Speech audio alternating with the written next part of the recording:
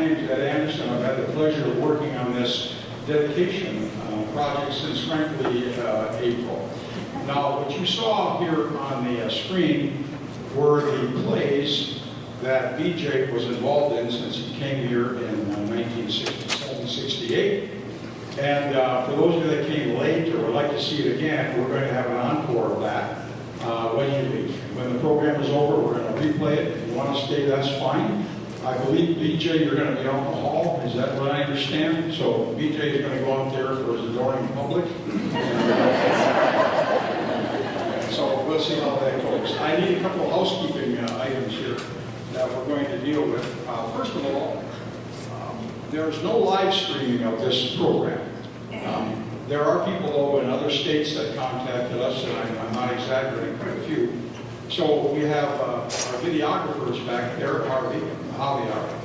And Javier is going to be filming this tonight, and although explaining the technical aspects of this and how he's going to load it and all that stuff, I will eventually have that information, and we'll share that on different websites, the school and probably the all-school reunion website if we can. And so then the people that weren't able to see this or want to see it, I know there's a number of weddings this weekend, and a lot of those folks have talked to me about, is there any way we can see it? And we're going to have that. It's going to be available, and Javier told me he'll load it up about 2 hours after we're done, and it'll be available tomorrow, certainly. So we'll get that information out to people. Should we have YouTube? Yes. We are not only dedicating this auditorium in BJ's name, but we're trying to make sure that the community understands the contribution that he's made to this community and this school. It's unmeasurable. I've always said, when I worked here, that he gave students an opportunity to shine, and they didn't know they had that shine. And he gave many, many students an opportunity to perform on stage maybe once, twice in their life. And it was a very positive experience, and you can't take that away from all of these people. And I know that many of you here probably saw yourself up there on the screen. I know that the class of 71 are sitting down over here. Hello, young ladies. They're going to be performing later, and they were kind of curious to see themselves because they happened to be the very first graduating class that BJ had for 4 years. Keep your program handy. In your program, there's a parentheses that will tell you which year the individual graduated that's performing, and also under that is the number of shows that they were in. I'm not going to mention those in the bios because you have those in front of you if you follow the program. That's why we're leaving the house lights on a little bit brighter than normal. Also, I'd like to mention that like in all activities, if you haven't yet, please put your cell phone on silence, but you can take as many pictures as you like. But if you can silence your phone, that would be important. Let me see. Oh, I want to mention that this didn't happen by just my efforts. There were a number of people that I think need to be recognized before we begin this program. And I'm going to start with my co-conspirator. Where is she? There she is. Karen Hillman. This all came about at a luncheon. Back in April, we had a luncheon, and we met some of the staff that were here back years ago, and we talked about doing something like this. And from there came the idea and what we're going to do, and of course, from there to now, this is the result of that. But Karen Hillman has worked tirelessly as well, and she and I think, have communicated every day a dozen times about things that needed to be done. So I wanted to recognize Karen, and I want to give her a round of applause.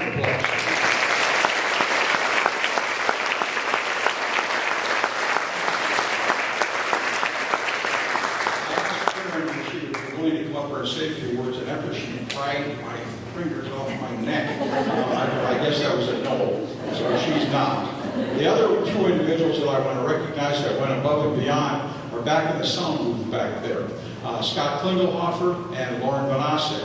Scott Klingelhofer is responsible, by the way, for this beautiful program that you have. Put a lot of time in there, and he also loaded all of the program onto his computer, which is going to be playing tonight. That's where all the music and the video and other items are going to be coming up. So I want to congratulate Scott. Scott has the misfortune of being my next door neighbor for 25 years, and I've leaned on him for a lot of pro bono work, and he's just great. And Becky and he and their daughters, Heather and Heidi, and all their grandchildren are good friends of ours. And so we're anxious and thankful for Scott. He's done a marvelous job. And then, of course,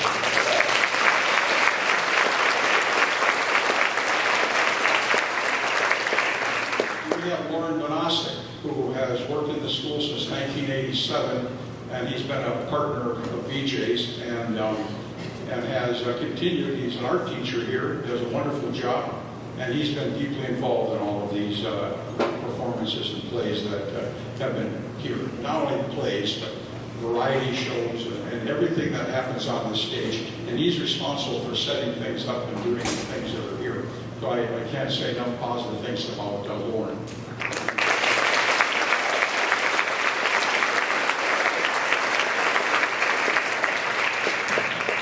Finally, I should mention that at a program like this, we've had a lot of changes. We've had, in fact, tonight, there would have been 4 additional acts here tonight, but people have had other responsibilities. There's been illness and so on and so forth. So even the program might have an individual in there, but they're not going to perform because they're not here. But we did have 3 other acts that were scheduled. And since they left, you know, I told BJ, I said, we should get these people out of here in 3-4 hours. So that's what we're going to just fine. Let's hope it's a little quicker than that. We're going to have nice performances. We watched them this afternoon when they were here doing mic checks and things like that. And then we're also going to have some speakers that are going to be saying things which I have no idea what.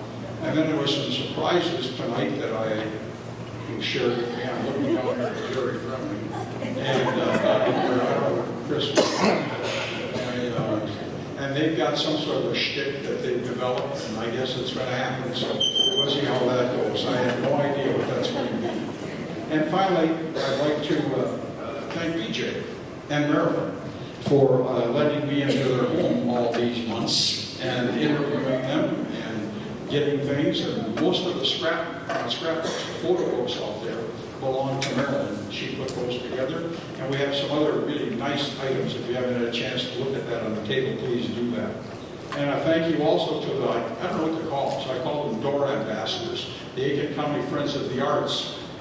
BJ's been involved with that group for it was 41 years, I believe, or even longer. And I know I served on the board with him for maybe 20 years, BJ. And so he's got quite a history with that group, and I want to thank them for volunteering to be here tonight to be our door ambassadors. And finally, the school. Very cooperative. And in that regard, I do have a member of the Aitkin School Board here tonight to offer a bit of a welcome. And you all probably know him. He's from the class of 1983, which he reminds me of regularly.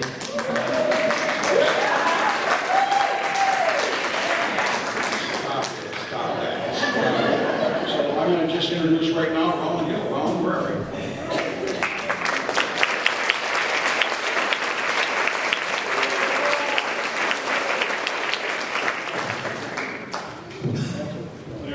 Good evening.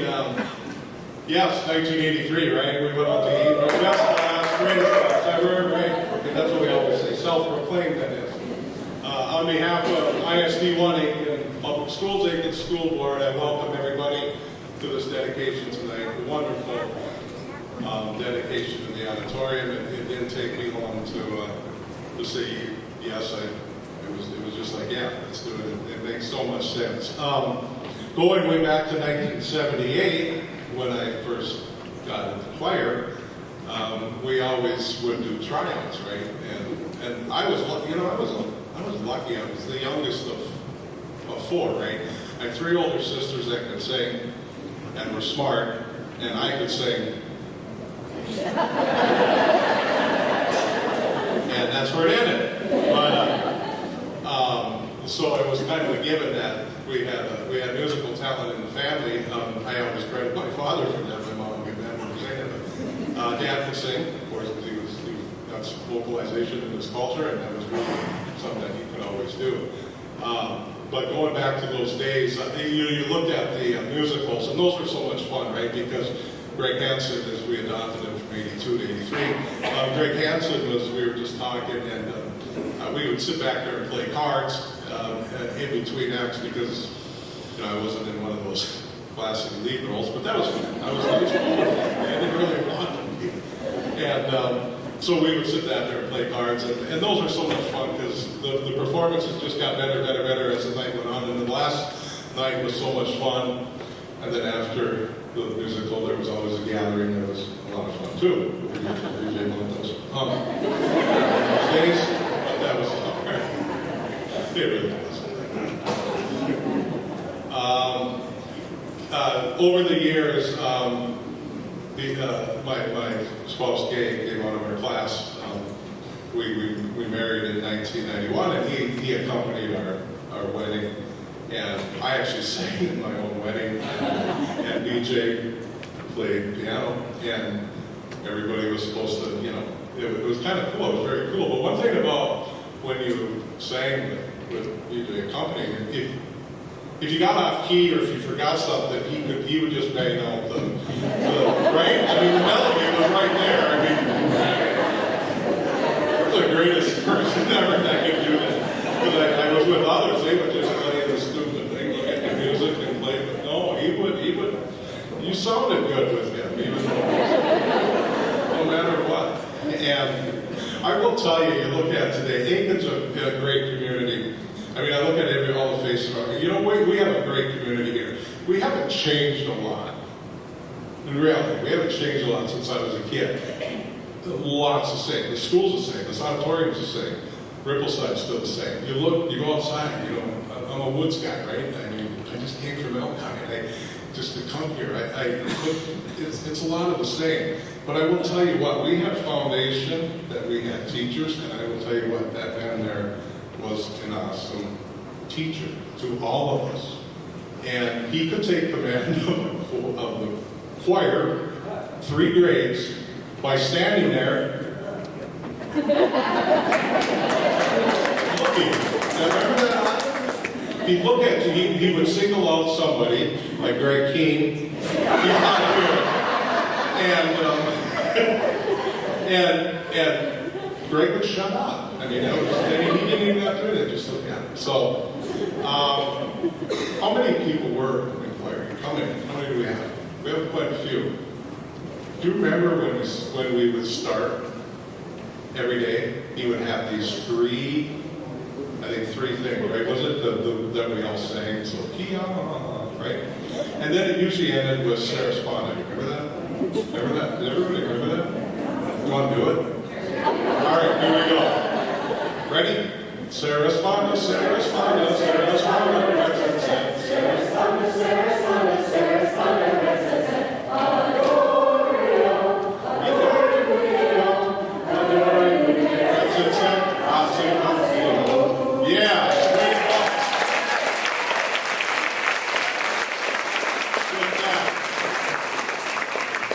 With that, again, I welcome you. It's going to be a great evening. It's an honor to do this. It's an honor to introduce or to welcome you to the school. So everybody have a great evening. Thank you.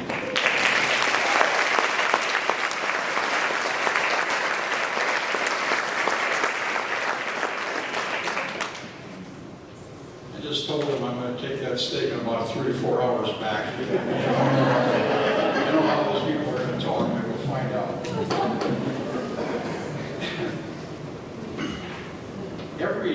Every single musical that you've attended, there's always a overture where they play tidbits of the little songs. And tonight we're honoring, I don't know how many musical different ones. I know there was 40 of them up there. And there's probably some repeats, but there's going to be an overture tonight to start our program. So, Tom, where are you? There he is. And Tom is a person that was in a number of musicals, of course. He took piano lessons from BJ, and he happens to live in the Chicago area right now. And he's also a music director himself at a church in Glen Allen, Illinois, and majored in music in college, of course, and performed professionally for a number of years in a couple of groups. And he did start with the piano and has continued with that. It's been a good thing. And he's my son. So,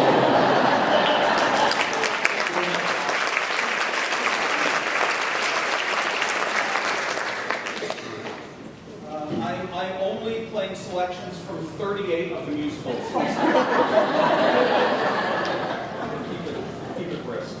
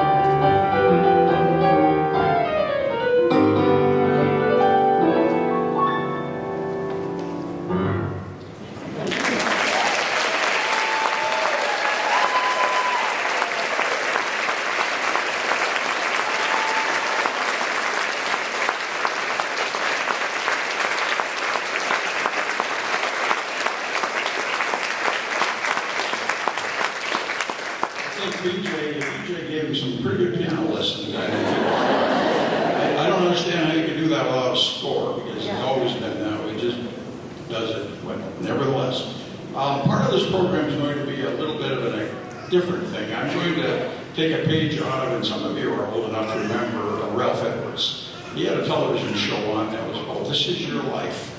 And although it's not going to be something like that, I am going to, in about 4 segments, talk about BJ so you can know him a little better. Started out sad, but it came around. And the first section is going to be his early years. If you haven't heard this story, I'm going to share it with you now. Bryan's parents were born in Canada. And Bryan, of course, was born in, did I dare say 1945, Bryan? 1945. That's the year, of course, that World War II was over. His parents were missionaries, and they decided in 1947 to go to Southeast Asia, into Siam, which today is Thailand, and they ended up in a village in the northeast corner. If you think back to the history of that time, that's when, of course, Laos, Cambodia, and Vietnam didn't exist. It was French and China. And of course, the French were being pushed out by the insurgent groups that were in those areas. And they were right in the midst of that. And during that time, Bryan grew up some, and he became school age. He was 6 years old, and his parents sent him to Vietnam, which is now Vietnam, to a boarding school. And the parents stayed back, and they stayed back with his brother and his sister, and his brother's here tonight, by the way. Where's Bill? There's Bill. And by the way, you know what this means? There's 2 BJs in the room. You gotta think about that. But Bryan was sent off, and unfortunately, during that time period, there was a group of men who were drunk, and they decided they wanted to rob a sugar factory. And they did that. They went there and they didn't find anything. And somebody knew that there was this missionary group in this village. And so they went there, and the result was Bryan's mother was killed immediately, and his dad died 3 days later. The bandits took their lives.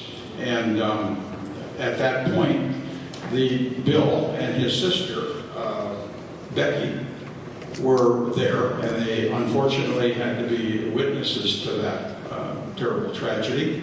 At that point, then, the missionary group collected the 3 children and took them and sent them back to the United States, to Northfield, Minnesota, to his grandparents' house.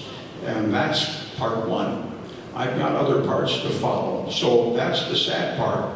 The next piece of our action was not on the program, and I've been, I don't know, maybe forced, but I was told that it must happen. So Jerry Kremling worked here. Hey, kids! This Stop is it from yourself! I don't know. It's been too long, Frankie. I can't. You'll be fine! Just use the end of the song. Just bring back the memories. It's gonna be alright. What lead in? Hey! Are you guys You'll be done? fine! Jerry, are you done with this, or is there more? So much music has been devoted to lost amore, lost hope, and new beginnings.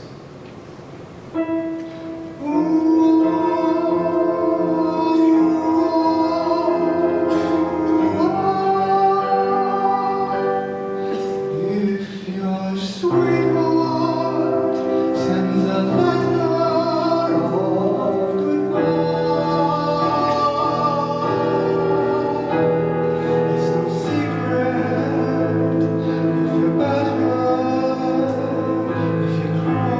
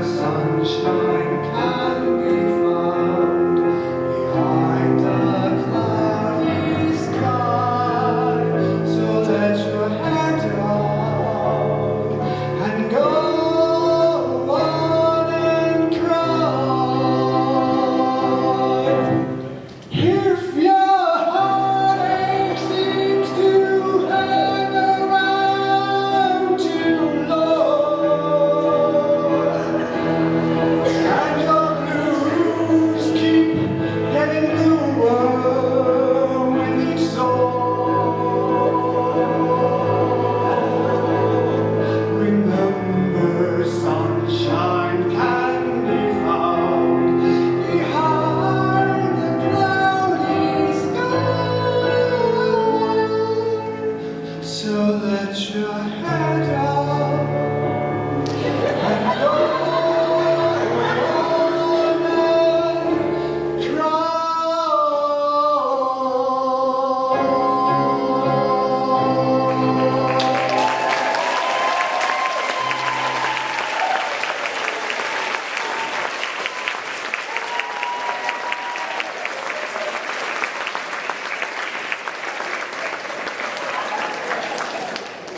Because of that early shtick that they did, I didn't get a chance to introduce Jerry, but Jerry's parents are both teachers here at Aitkin, and he's been very much involved, Jerry has, in the music here and also in the community. He looks pretty young to me, but he's already retired. And that's what he told me anyway. And of course, you probably recognize the song was from Dark Flat, which is one of the plays that were performed here in the community. BJ, This Is Your Life Part 2. In Northfield, his introduction to music began with piano lessons in the 4th grade that his grandmother insisted that he take. And he lived very close to the campus of St. Olaf. I'm not sure how close it was, but it was almost in your backyard. That was Carl. Did they accept you there or what? I lived on the Carl Palace at the time. And David went to St. Louis. Okay. So he went to St. Olaf and took a college degree in choral music. And in 1967, of course, he came to Aitkin, and Mike Smith, who's here somewhere, will speak a little bit later about how that came to be. And when he came here, though, he brought with him the idea that we'll have madrigals, which didn't exist here before, musical theater, and more importantly, high expectations. It wasn't always easy being in his choir. I've told people who've told me the evil eye and all those other things. But nevertheless, I had the pleasure of being working as superintendent here for over 20 years when BJ was here, and it was always a delight, and he knows that. So that's his that part of his life. And now I'd like to invite to the stage, and she's back here, Christine Bright-Marwick. She's a member of the County Friends of the Arts who took care of our doors tonight. So Christine, there you are.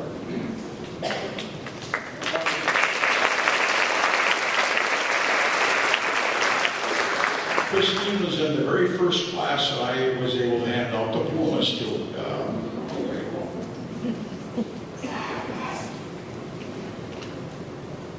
So I think when I had to introduce Ed at Superintendent Anderson then at the National Honor Society or something, I almost forgot his name. There's a little hesitation there. Well, on behalf of the Aitkin County Friends of the Arts, thank you for your support, your encouragement, and enthusiasm for our organization. We strive to continue to carry out the vision that BJ has for the arts in our community. On March 16th, 1978, 7 members of this community started Aitkin County Friends of the Arts. BJ joined a short time later and served on the board until his retirement in 2021. During that time, he was the driving force behind 17 community theater plays. There were dramas, comedies, and musicals, with the very last production being The Church Basement Ladies. When I joined the Friends of the Arts Board about 8 or 9 years ago, BJ was the treasurer, and I think he had been the treasurer for many years while serving on the board. He had a huge 3-ring binder that held the checks and the check stubs. Every check stub. They were all very neatly and meticulously written out, with the current balance always carried forward. And that certainly served its purpose for many years. However, when the organization began to grow and the number of checks needing to be written increased, keeping up was becoming more of a challenge. And I think this may have been when BJ started planning his retirement. We served together on the board in leadership positions for a number of years, accomplishing a transformation of that organization that now focuses on performing arts and we started bringing in board members that would assist us in carrying out that newly declared vision. So one of those newly recruited board members, and a past student of BJ's, was Peter Lowe. And Peter offered a comment to me to share with BJ, saying that BJ always gave his full commitment to whatever he was doing, whether it was a musical, a performance, or an event. He strove for perfection in every way. And we, as a community, benefited from that attention to detail because we got to enjoy those high-quality performances right here in this very room. BJ was also the one who created the annual student recognition event honoring the students in the arts. So much like the athletes always have their banquets, this was the banquet for the art students. And each spring, Aitkin County Friends of the Arts continues to recognize students involved in all of the arts. Another one of our current board members and former student of BJ is Jeremy Goebel. So Jeremy shared a little bit with me that he took piano lessons for probably 2 to 3 years from BJ. Jeremy said he had exhausted all of his lessons with Sue Benson, and Jeremy said that Sue told him she could not do anything more for him. Jeremy did not explain what that meant, and you all are reading into it, so you know Jeremy. But then Jeremy went on to say that in about 1991 or 1992, around there, he signed up for choir. And he went to his audition with BJ in the sound booth room, where BJ would have you sing and he would check your range. Well, this was to determine for Jeremy if he was going to be a tenor or a baritone. Well, Jeremy said he had about a 5-note range, so he was not high enough for a tenor, not low enough for a baritone. Jeremy said his voice is still exactly the same today. But what BJ finally told him was, go sit with the baritones and sing quietly.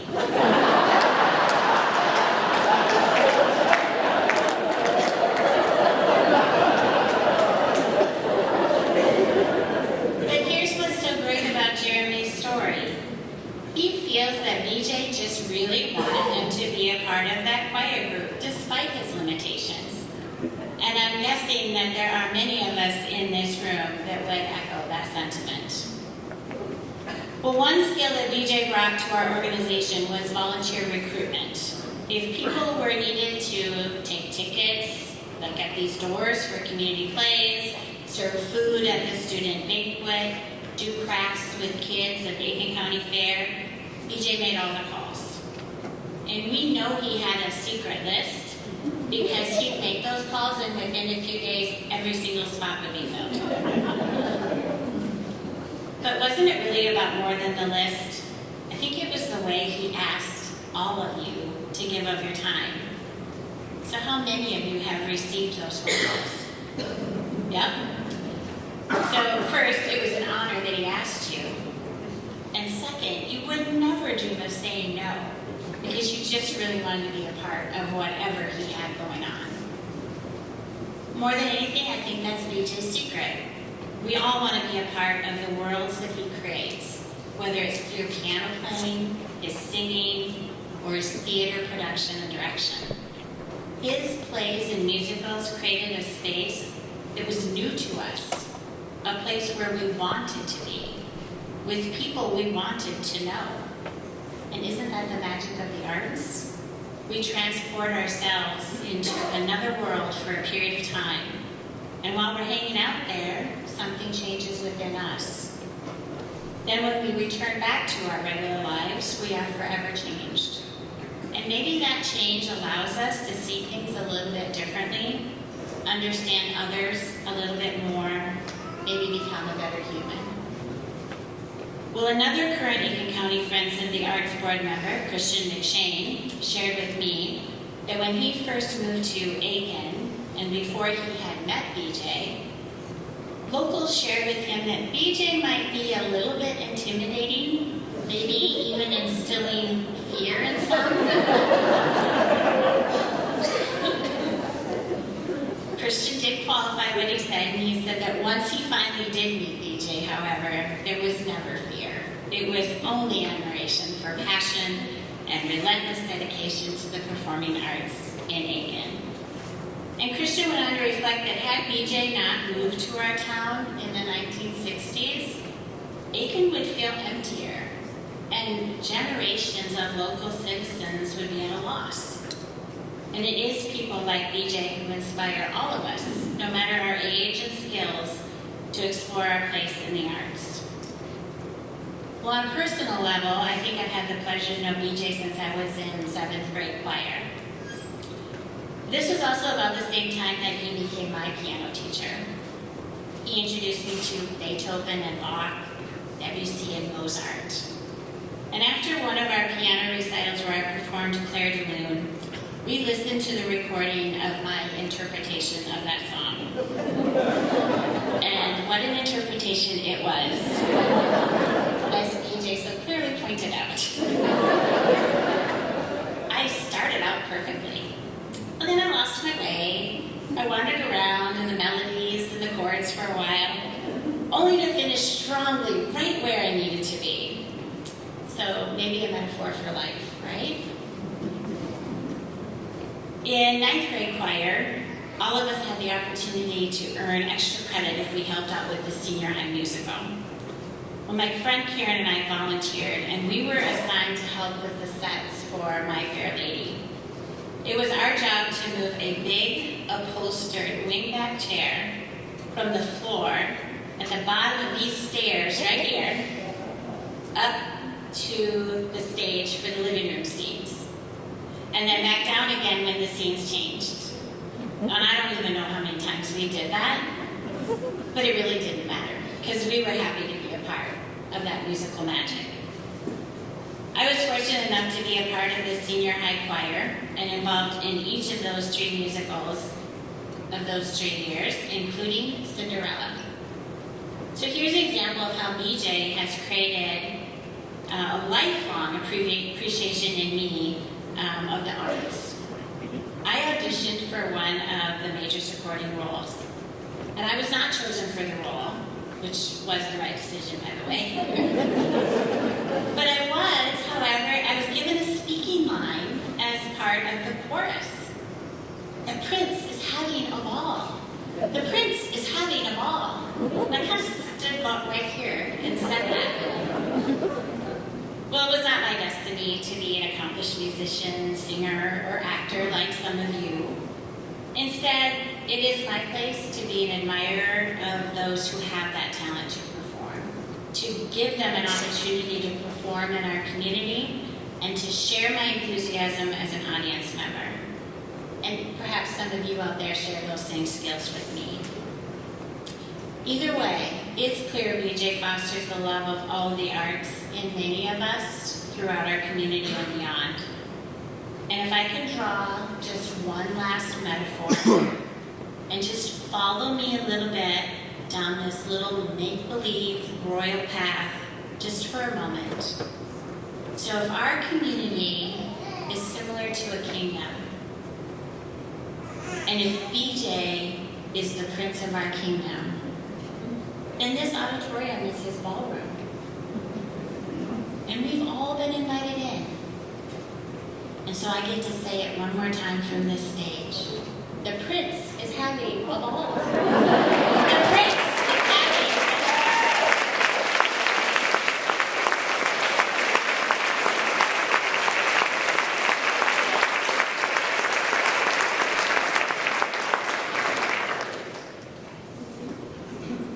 I failed to mention that Christine is a practicing attorney in this town. Did that sound like was an argument or something? My goodness, nice job, Christine, thank you.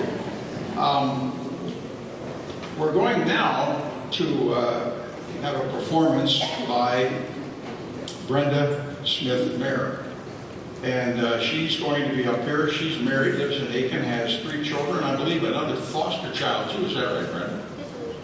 Okay. And she's a marathoner. She runs marathons, and she runs a lot because I see her running by our house now and then. And she's also, her sister Colleen, I believe, is here. Is that correct? I think she is. They lived very close to us when we lived in town. And when she was a toddler, I don't think she remembers, but we took care of her as a toddler. Now she's taking care of my teeth, I might add, because she's a dental hygienist and scolds me about my teeth habits. And she's also teaches at CLC, and she was in the madrigals, and she told me something interesting I think that you need to hear, and it reflects on BJ. At that point in her life, she and her sister had a single parent situation, and she was a heavy sleeper, and she was in madrigals, which I believe practiced in the morning about 7:30. And every day they had practice, she said, no other teacher would have called me in the morning to wake me up. And BJ did that regularly. And so I'd like to invite Brenda to the stage. Brenda, you're up.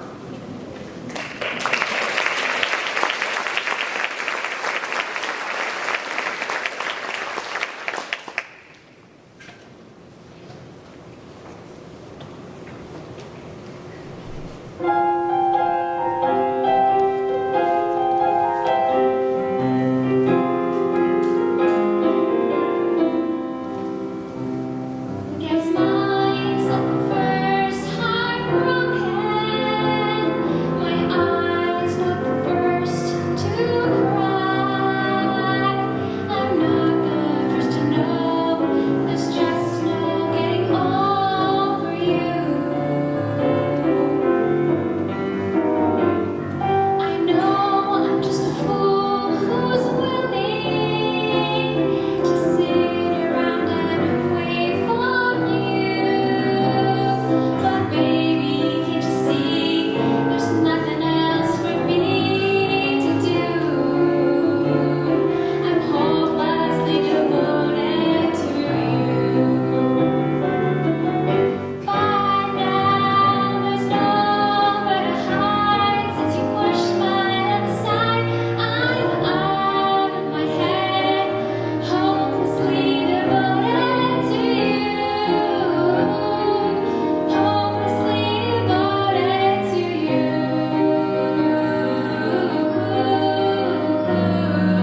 Hopelessly devoted to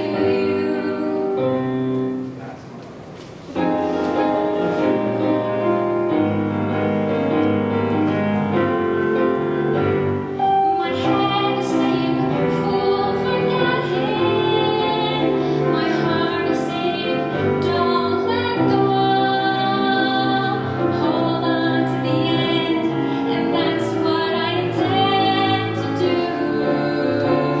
I'm hopelessly devoted to you.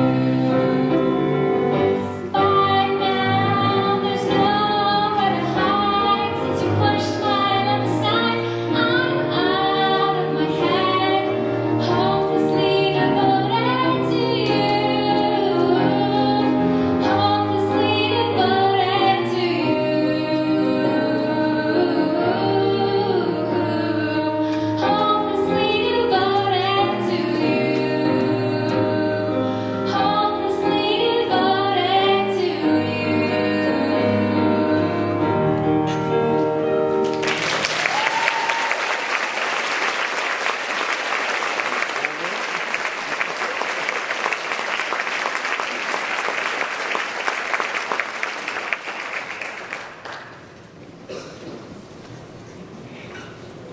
We told them to put the microphone back where it was, so that's just... The next part of This Is Your Life, BJ, is an interesting part. This is his dating years. BJ had a good friend, a friend that he knew at school, a pastor actually, that was from Janesville, Wisconsin.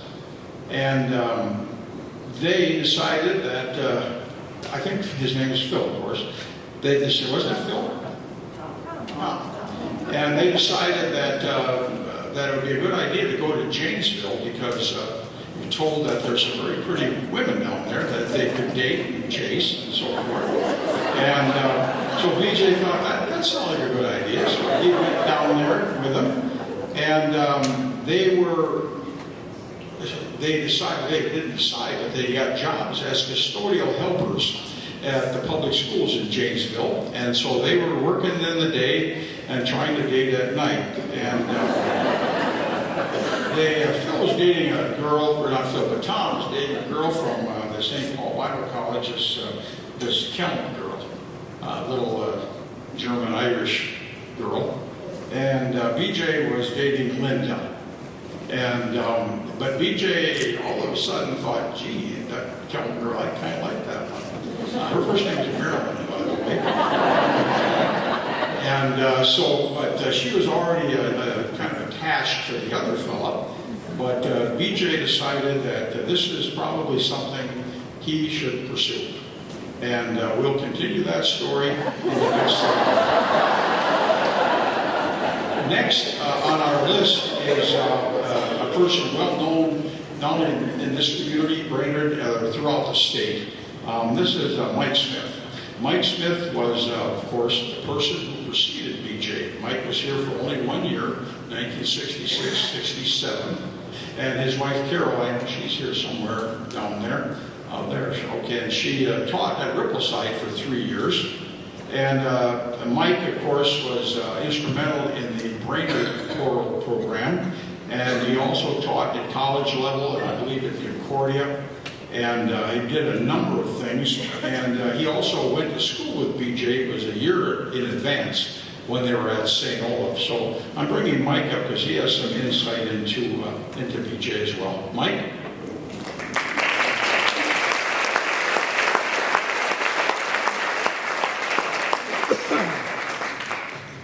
Well, I'm standing here before you tonight because I am the reason that Bryan is here.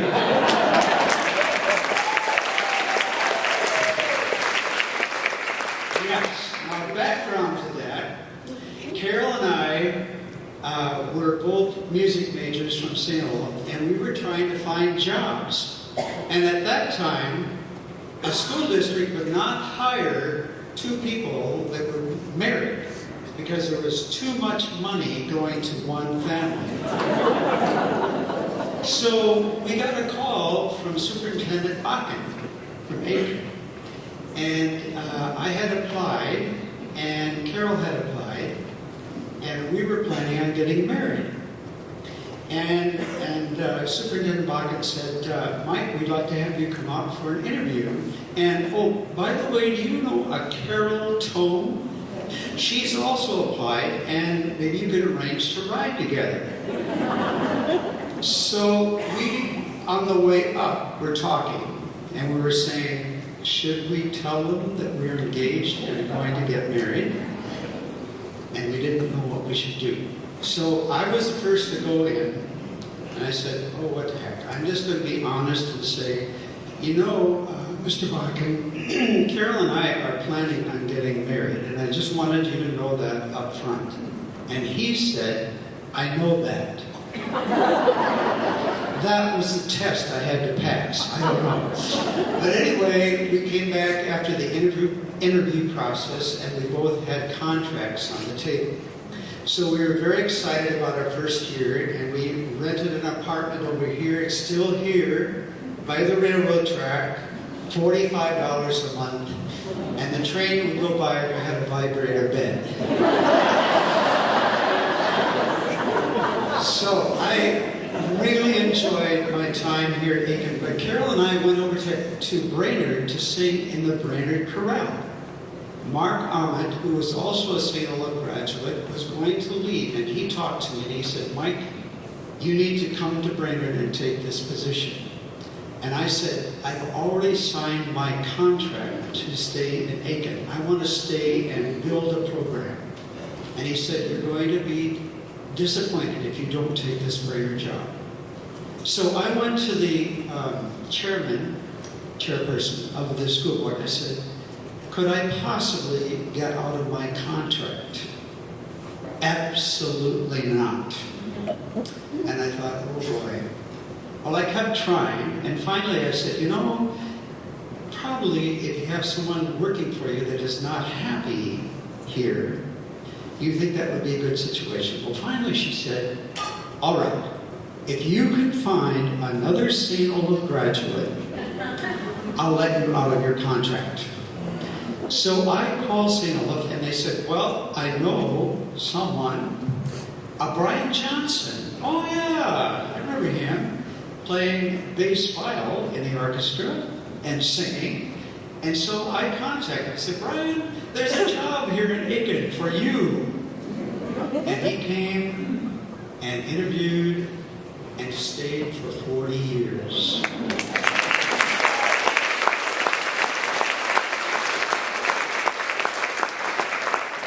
And our friendship has grown throughout the years.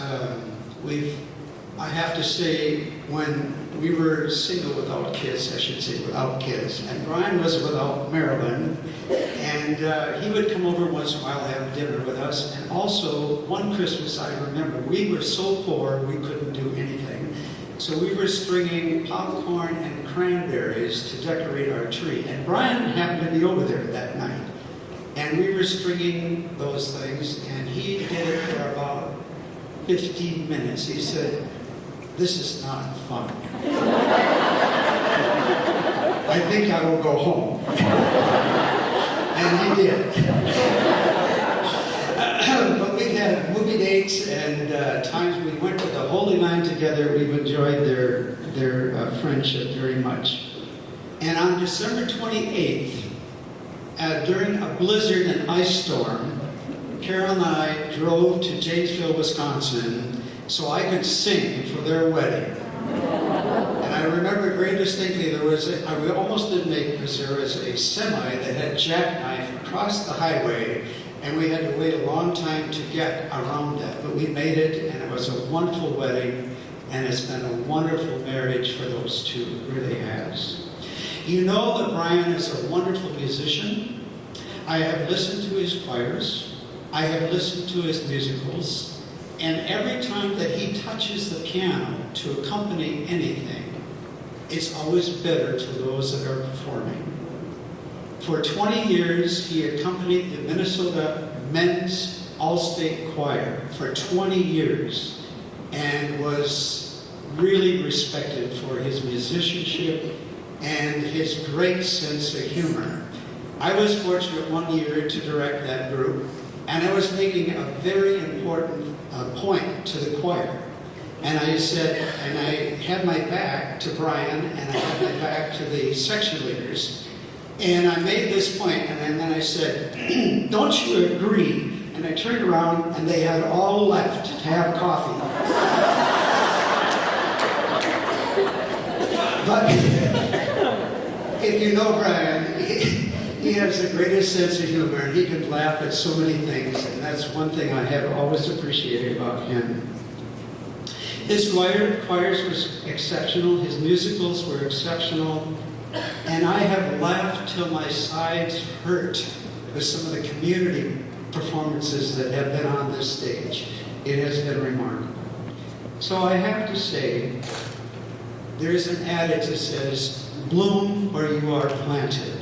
And Bryan has done that. He has bloomed where he was planted. So we thank you for that, Bryan.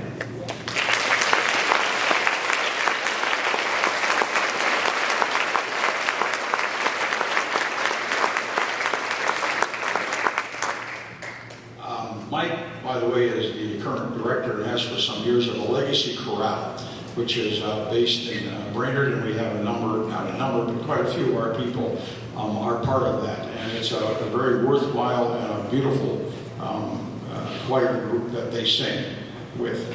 So, getting serious, the dating has begun. I'm very much like Marilyn, and he thought Linda was probably going to be in the rearview mirror. So he went to Janesville the second year on his own to work in the school again and to court this Marilyn Kilm. He sent flowers to the Kilm family when they had activities going on. I remember that, Bryan. But the family said, oh, isn't that nice? Tom sent us all these flowers. And It wasn't from Tom, it was from Bryan. And he bought a lot of flowers and sent to Maryland, I've been told, by some of the people who knew Bryan way back then. And he was doing his best.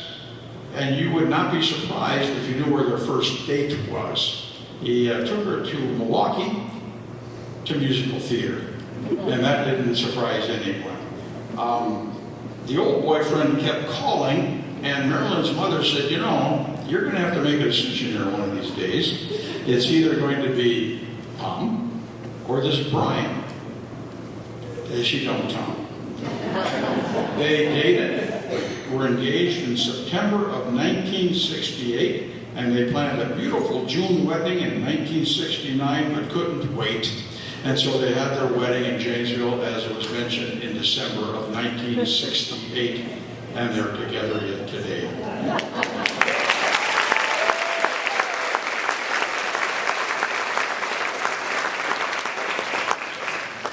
Our next performer is Steve Olson, and Steve is going to do a couple of pieces from the Sound of Music. And I see him moving over there. And Steve, of course, happens to be a cousin of Scott Klingelhofer back there, if you didn't know that. So I get to see Steve come quite a bit to our neighborhood, because Scott is not able to take his dock out or anything by himself. So Steve is always over there. And so I've got to know Steve pretty well. And accompanied, of course, by Becky Klingelhofer. Steve has 3 daughters and 3 grandchildren, if I'm not mistaken. Steve, am I right there? Yep.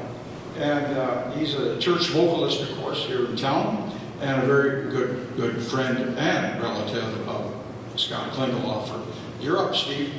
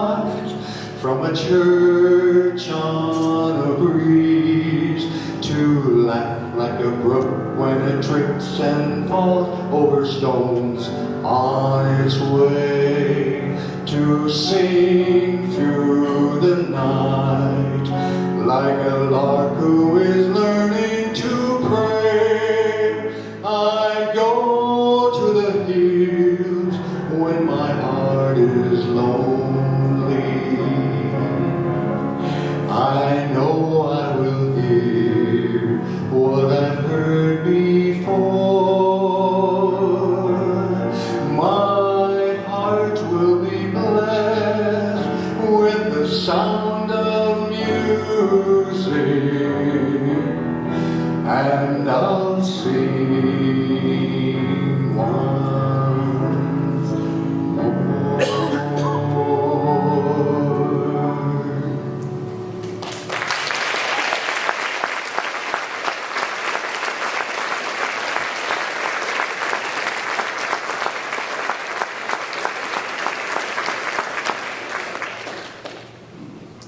Thank you, Steve. Part 5. The marriage, early years. They moved to Aitkin and lived in an apartment, which is I forget the name of McGregor something or other.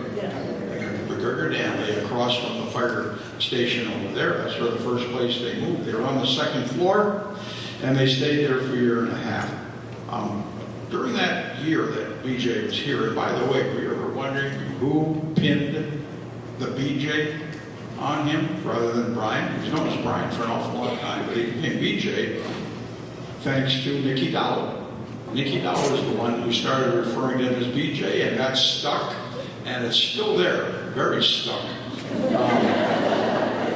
They stayed in that apartment. It had very thin walls, and it wasn't the most pleasant place on earth. And they told me a story of the neighbor once that kept putting a glass up to the wall to listen in, and she complained about the fact that the clock they had was ticking too loud, and she could hear it. And BJ said, I don't understand why she put a glass up to the wall. And I said, BJ, you're a newly married couple. What do you think she was trying to do?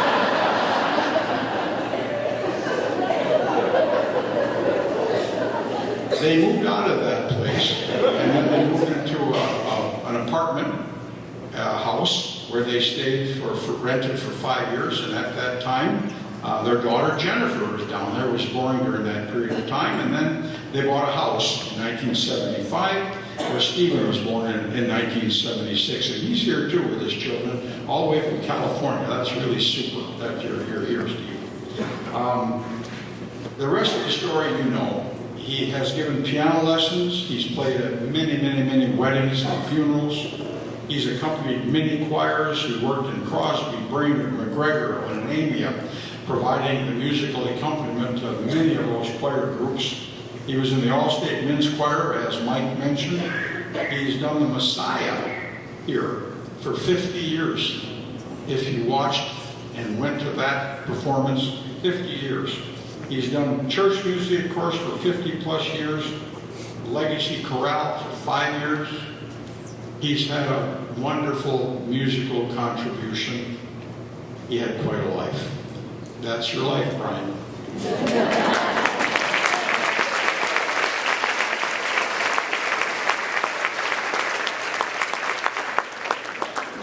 We have another speaker, and this is Rebecca Weifels, and in the program you'll notice that she was a Hawter student, and she was very active musically, and as she may mention, she was the choir director of Wayzata High School for 36 years, retired in 2022. She has her music degrees from St. Olaf, that sounds familiar, and master's at the University of Northern Colorado. And she worked with BJ for years, music educator, All States Choir. And so I want to invite Becky to the stage, and she can make some comments.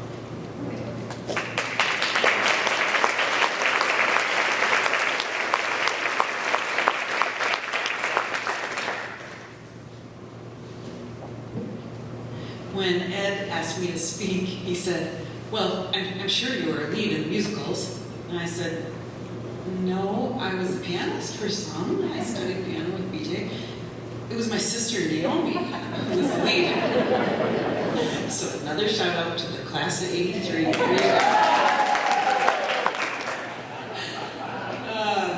I said, but I did become a choir director, and Ed said, oh, okay, so we continue. My dad, Don, taught math across the hall from BJ for 34 years. My mom accompanied band soloists and taught band lessons here. And both of them appreciated and respected, and we're so grateful for all the richness he poured into our lives. Because I was a colleague of his, I bring a unique perspective, so I'll talk about some of the beautiful choral things that he did besides the choral shows. But because I was a high school choir director, I just like to take a minute to thank Marilyn and Jennifer and Steve, because I know how many nights your dad spent here and what that took. So it was a family commitment, and just want to take a minute and say thank you.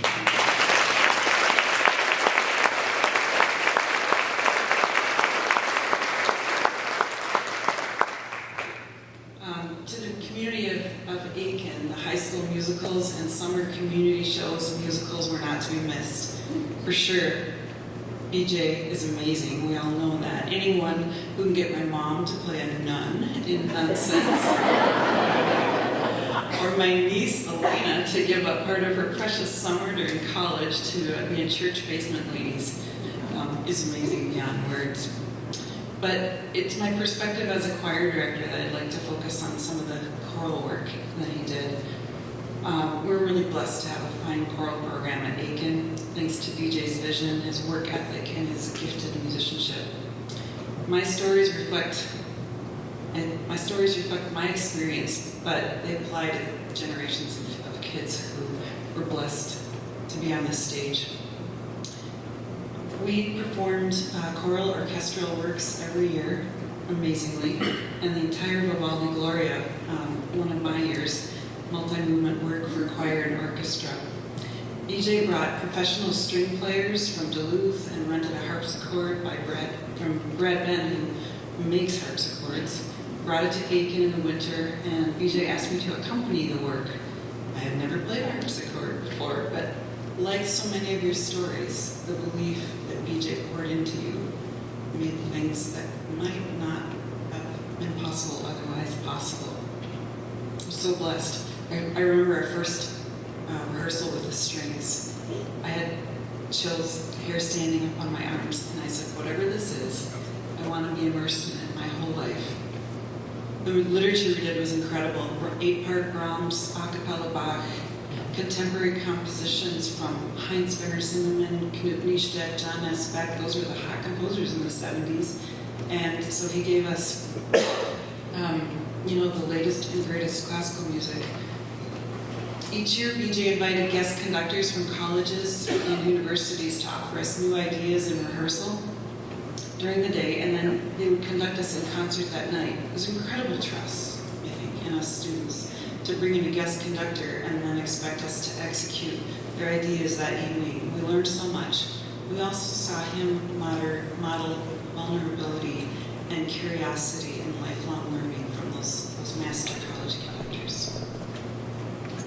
BJ encouraged kids to audition for All-State Choir, and he volunteered his time to adjudicate auditions for All-State Lutheran Choir. Mike mentioned earlier it was conducted by Mark Ament, and I was one of the lucky kids in that group, thanks to BJ encouraging me to audition.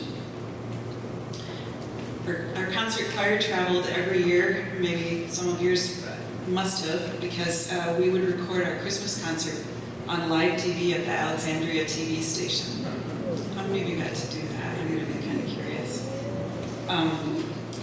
In 1979, I was accompanying many of the pieces, and somehow I forgot my choir folder. I fearfully approached BJ at the TV studio, and I said, I forgot my folder. I was thinking he would offer me his. I had it all memorized, but I got the eyebrow.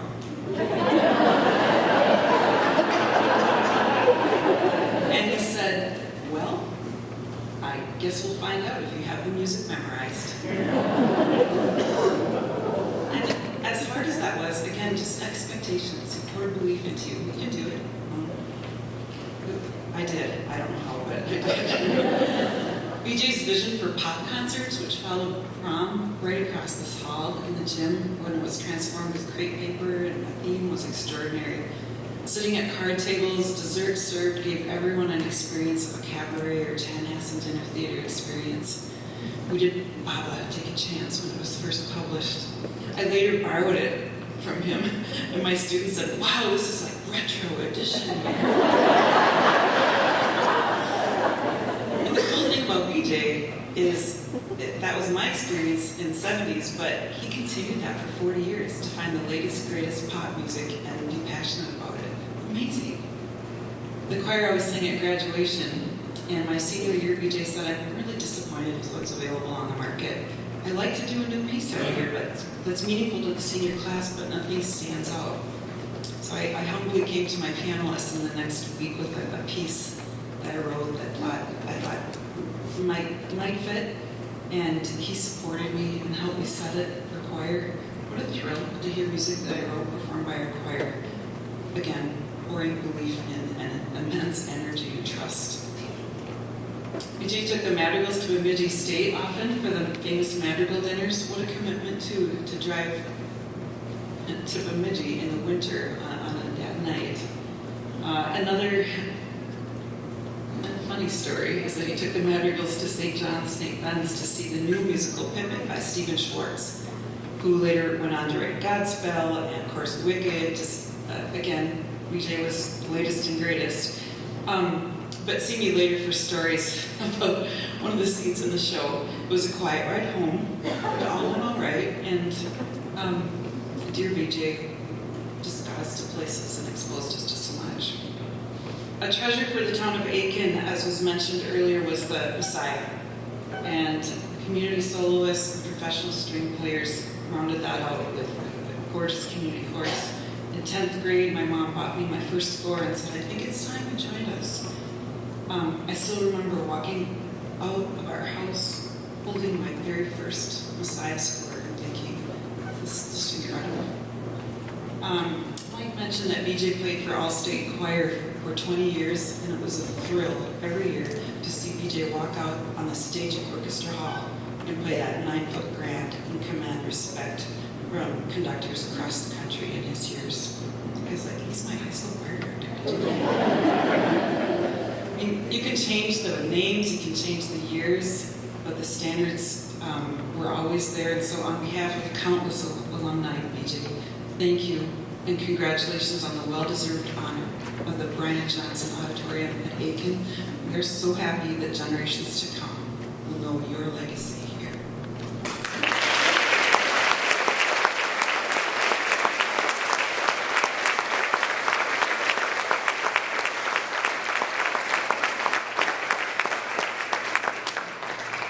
Before Chris performs here, I'm going to just mention a couple of things. BJ's done a lot of wonderful things, but I'm going to relate a couple of things that were a bit questionable. In all my years working with BJ's, I can tell you this, never once, not one time, did he ever stay within his budget. He was...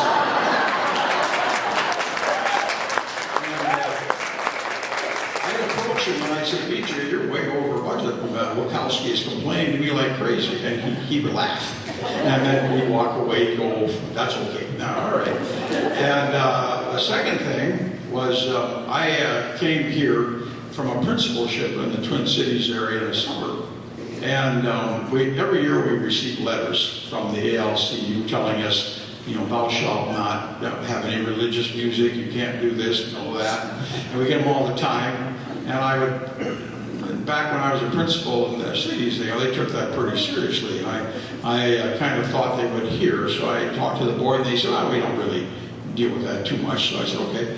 And I came to the Christmas concert the first year I was here. And besides a manger scene and Mary and Joseph and all religious music, I thought, oh boy, we're going to get sued here. But the community mores were such that it was acceptable and it was beautiful and it was troubling for me. But nevertheless, that's just a couple of stories, and there are others I'm not going to relay at the moment, but it has been a pleasure, even though he did some of the things that maybe he ought not have done. But that's all right. Chris, you and Javier are up, and Chris, I'm going to just mention that he lives here in Aitkin, and he's in the construction business. He has 5 children, very active in church. I have family pastor written down, am I correct? Yeah. All right. And at the Assembly of God Church. And tonight must have been pretty important to him. His favorite cousin is getting married. And he skipped it. You'll notice that his dad is not here, his uncles are not here, no one's here, but Chris is here, and we're glad to have him. Chris, the stage is yours.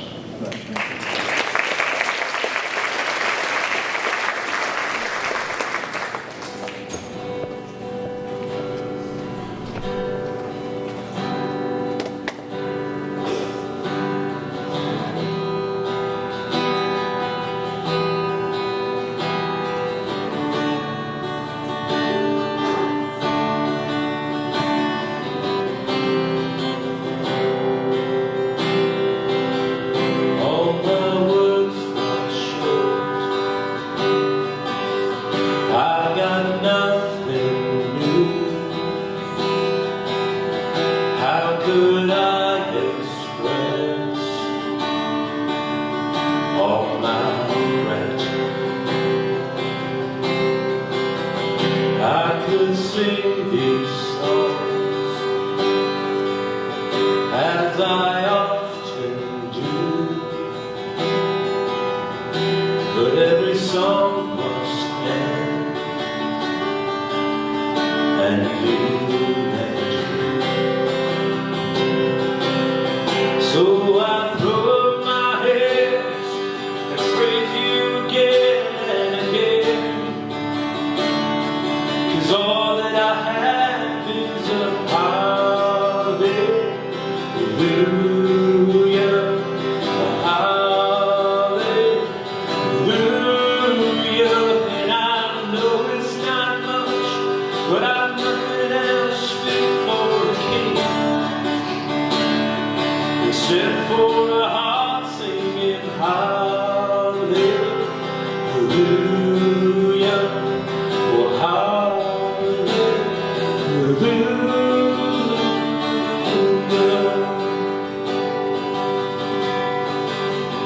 I've got one response, I've got just one move. With my arms held high, I will worship you.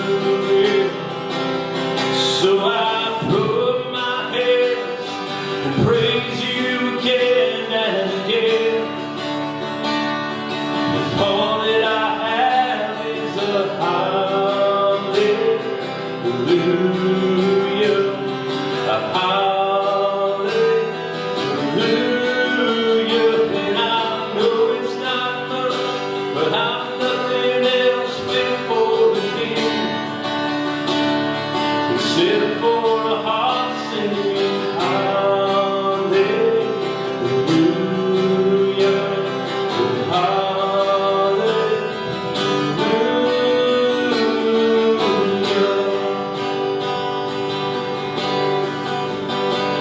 Oh, come on, my soul, oh, don't you get shy when you lift up your song. You got a light inside of those lungs, so get up and praise the Lord. Oh, come on, my soul, oh, don't you get shy when you lift up your song. You got a light inside of those lungs, so get up and praise the Lord. Oh, come on, my soul, oh, don't you get shy when you lift up your song.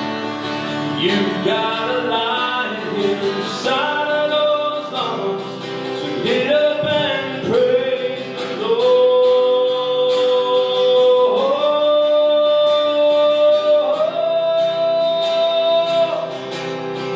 Praise the Lord.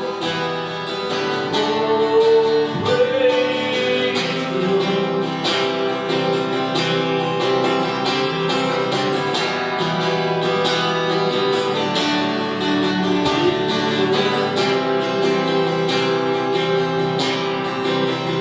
So I throw up my hands, praise you again and again. 'Cause all that I have is a hallelujah,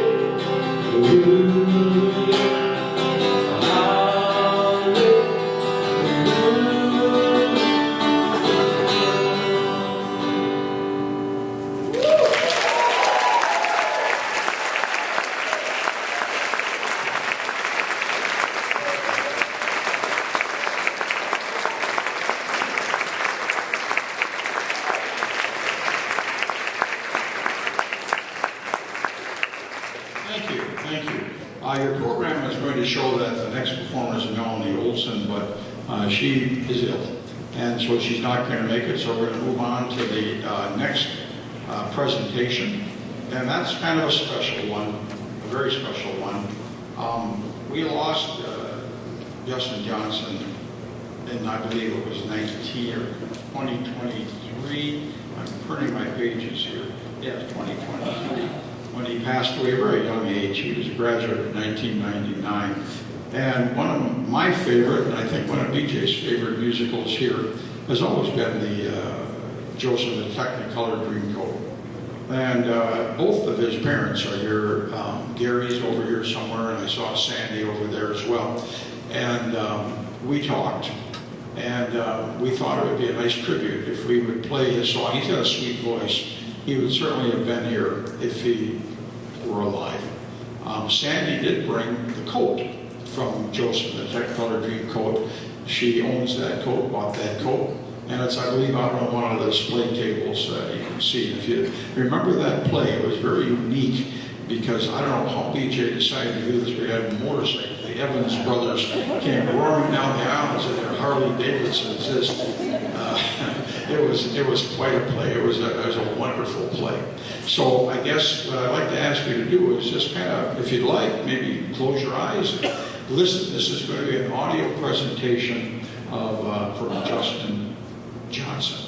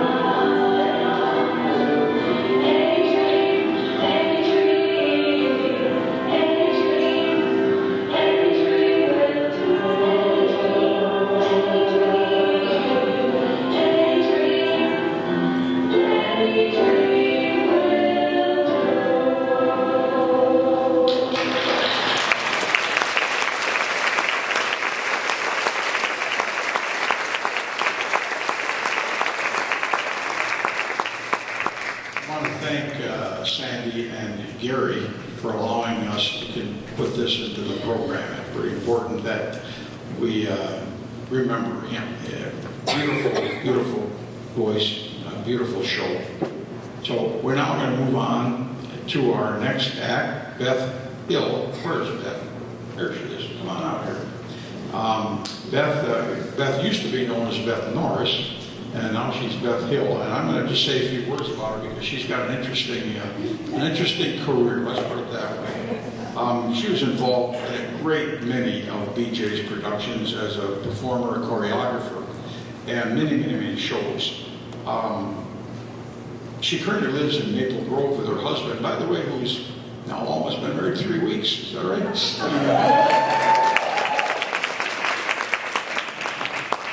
And she's a senior marketing consultant as well right now. She's wanted me to make sure I mention that she happens to be in, I didn't know this, there was even a contest, but the international champion of karaoke, which was awarded to her in Stockholm, Sweden, if I'm not mistaken. And so, she has sung professionally for quite some time, and currently she's the lead singer for a group down in the Twin Cities called Sugar Bless. Am I right there? And it's a cover band. And so let's welcome Beth. She's a powerful voice, and Beth, you're up. Yeah, I'm just going to say really quick, when Bryan came back to say hello to my mom and my husband, and he might have done this on purpose just to give me pressure. He's like, and maybe he's told you all of this, I don't know. I'm just gonna, maybe he says this to all the girls, but he said, you're the only A+ I've ever awarded. Because I had done choreography and some of the competitions and the musical. And so now there's pressure to come back 18 years later. I'm like, oh gosh, I hope I have an A+ performance. Here we go.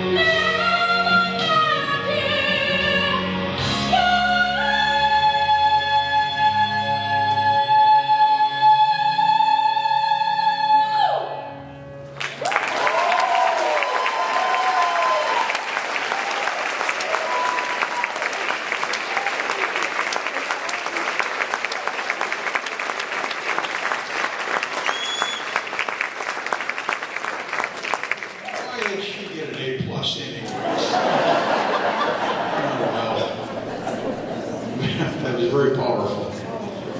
The next thing we're going to be doing here is a relative of BJ's, his oldest granddaughter, Carly Shrek, and she asked, kind of a Carly come lately, if she could be part of the program, so we said absolutely. The other relatives of BJ didn't want to say anything.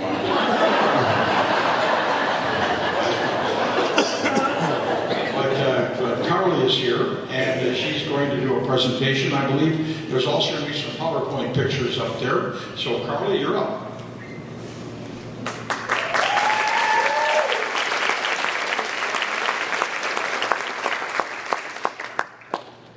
Hi everyone, my name is Carly Shrek. I'm a graduate of Aitkin High School, class of 2020. I'm also the oldest grandchild of Bryan and Marilyn Johnson.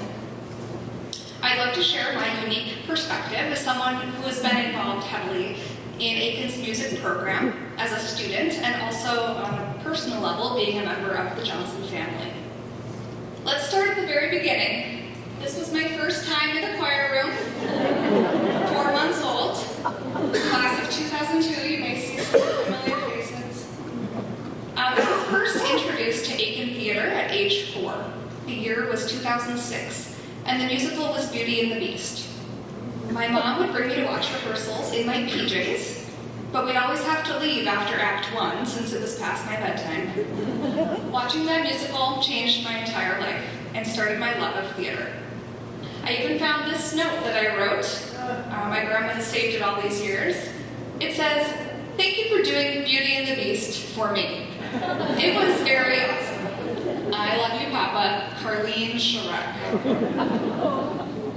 After 2007's Guys and Dolls, my grandpa retired from teaching. I only got to see 2 of his musicals, but they introduced me to the world of theater in this very room. That same spring, we had a retirement party for my grandpa in the auditorium.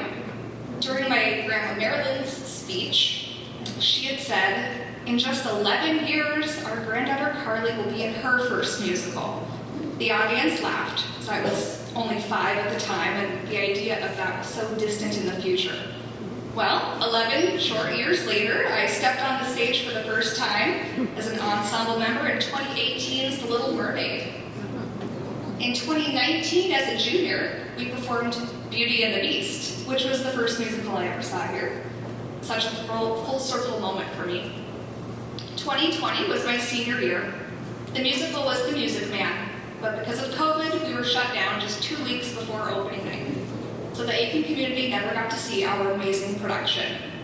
I took this beautiful selfie the night we got our costumes. I'm so glad I took it. It's the only photo I have from that entire musical. I spent 7th through 12th grade active in Aitkin's arts program with concert choir, concert band, madrigals, handbell choir, and community theater.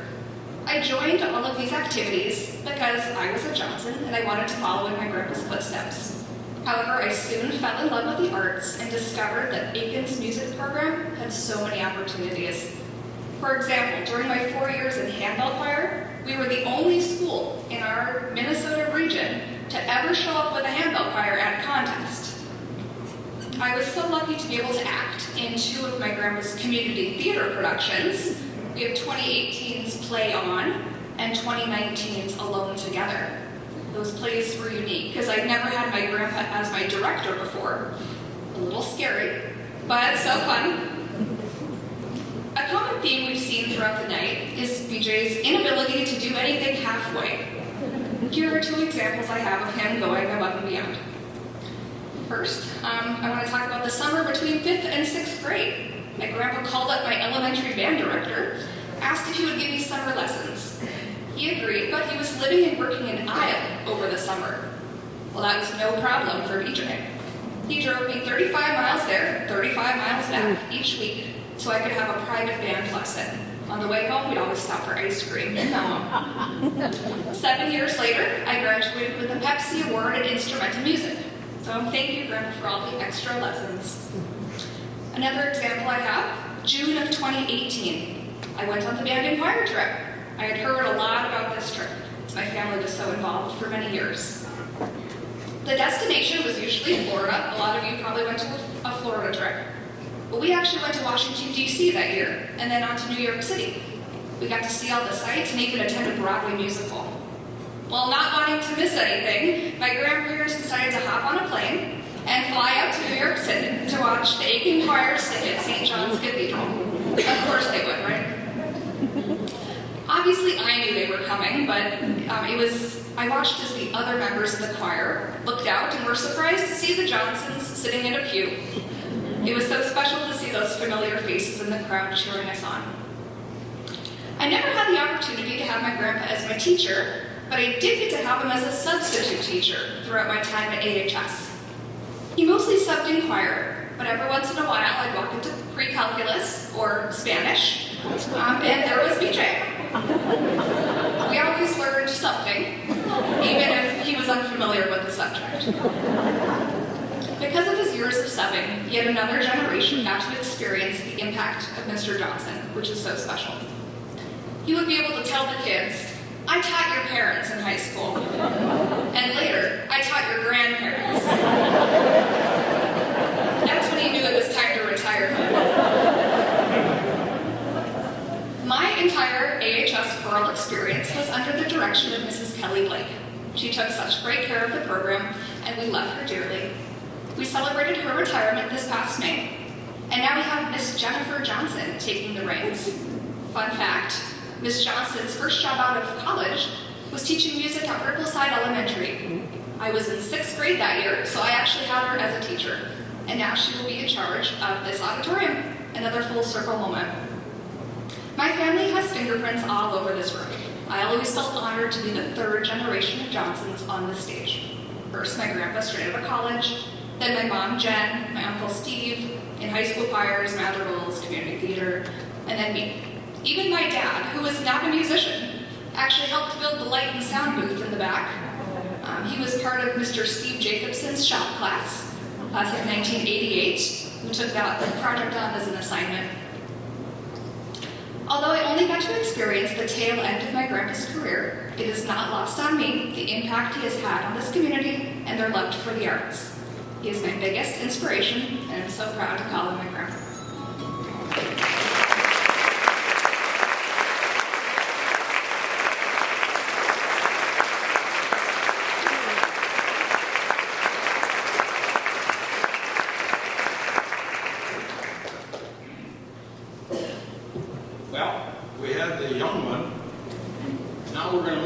to the next group, the trio. And I'm going to tell you a little bit about them. They all graduated in 1971, as you can see on your program. Did you also do the math? Because if you added it up, do I dare say it? They're all 71 years old. I said, that's exactly why that 71 is there. They happen to be the first group of students that BJ had from grades 9 through 12.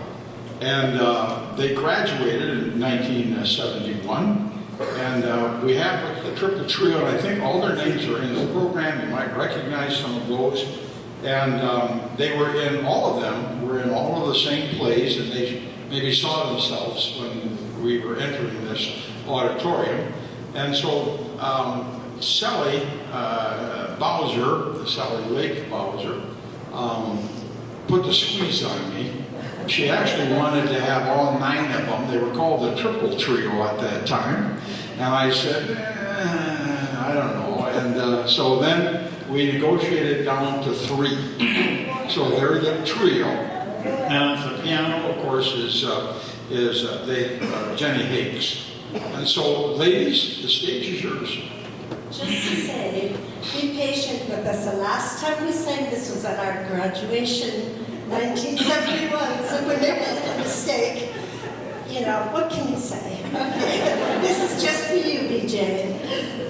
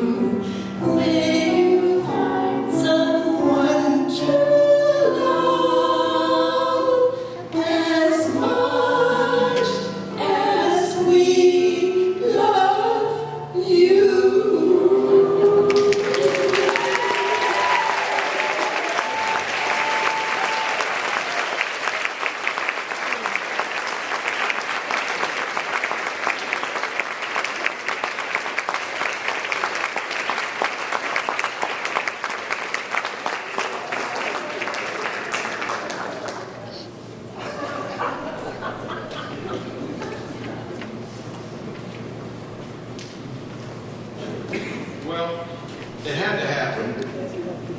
BJ would like to make a presentation. This is not his speech. This is a presentation, and this is something that no one's ever seen before, I imagine, in this audience. We had a chance to envision it because it took how many hours to line this out here? Oh, 2 months. 2 months. It was a long process because of the technology that existed. So I'm going to let BJ take it. BJ, here's your notes. Thank you. In 1995, I decided to start directing community theater for Aitkin Friends of the Arts. I need classes. The greatest asset that I had available was our elementary art teacher, Lauren Fernandez. He had been working with me to design, build, and decorate the sets of the high school musicals. Now he was willing to expand into community theater. One big difference between a play and a musical is that the play will only need one set. Therefore, the stage can be elaborately decorated. Very few amateur theater directors have set design Lauren's level of artistic ability. Thank you, Lauren. He's in the booth.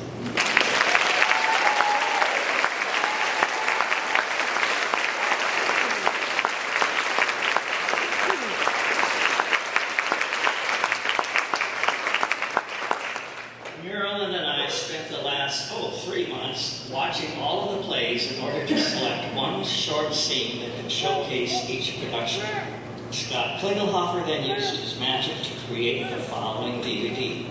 Before we start, I need to explain that 2 of the early musicals, Nonsense 1 and Nonsense 2, have a limited cast of 5 nuns who have organized a fundraising variety show.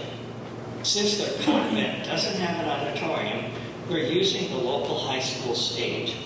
Therefore, the setting for Nonsense 1 looks like the musical Grease, while Nonsense 2 is using the remains from the Gilbert and Sullivan operetta, The Mikado. Here are the 17 theater productions.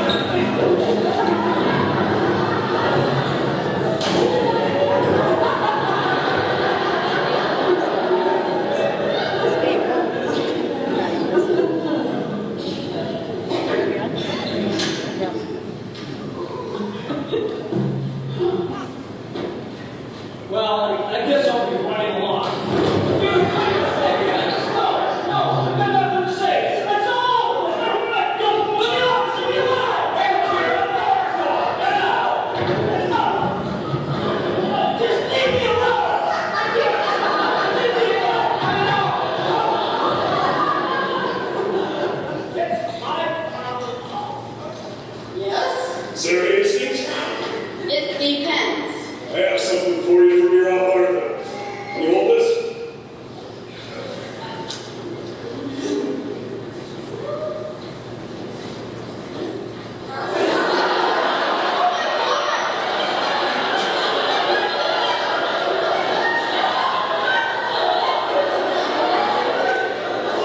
Please, there's nothing to worry about. He's gonna be fine. He's just got a slight butt on a dime.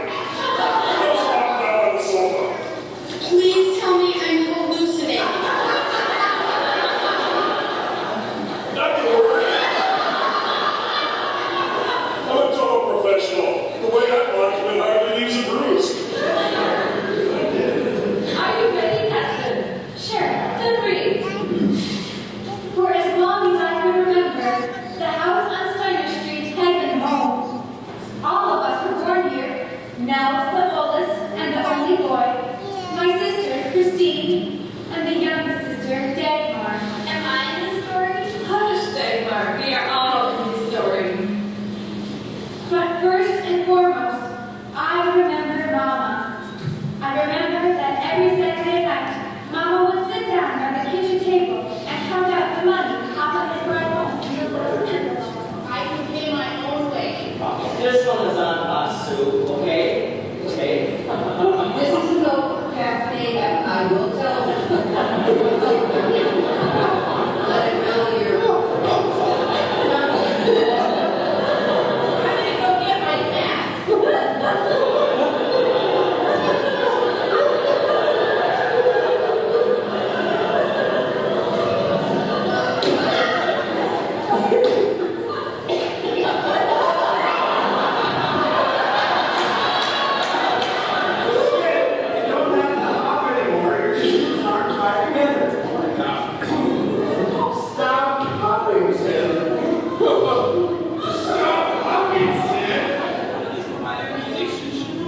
And just how do you intend to prove that true? Quite easily after looking at Dennis.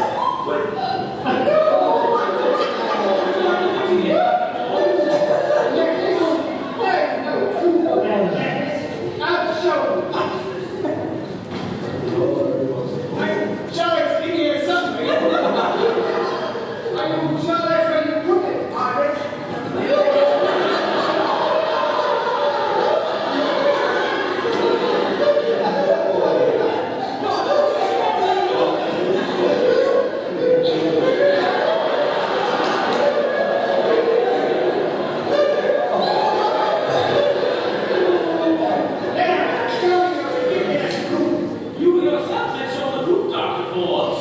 Or, if you are not the murderer. They're not yo-yos, they're locusts. That's it. That is the last straw. Sell them the house? What's the matter with you? Haven't you been listening to what I said? I said I didn't want to sell the house. I said I would not be driven out of my own home. Mom! It's all right. She's just having a fit.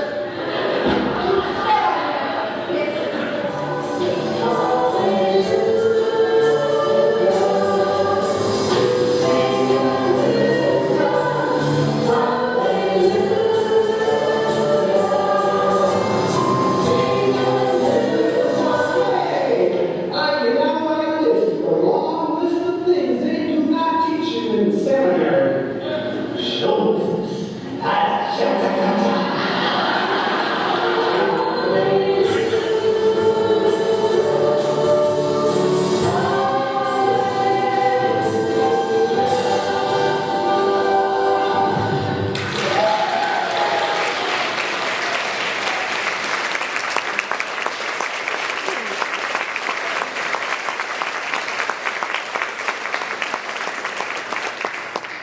That was put together in a very painstaking way. It was a lot of effort. But right now, we have another kind of surprise.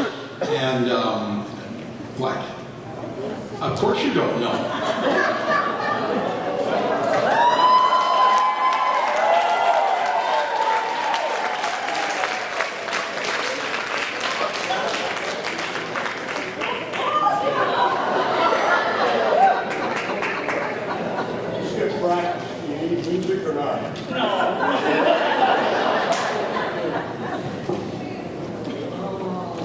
You know, it occurs to me as I've sat here this evening seeing all this talent, and this is a high-class program.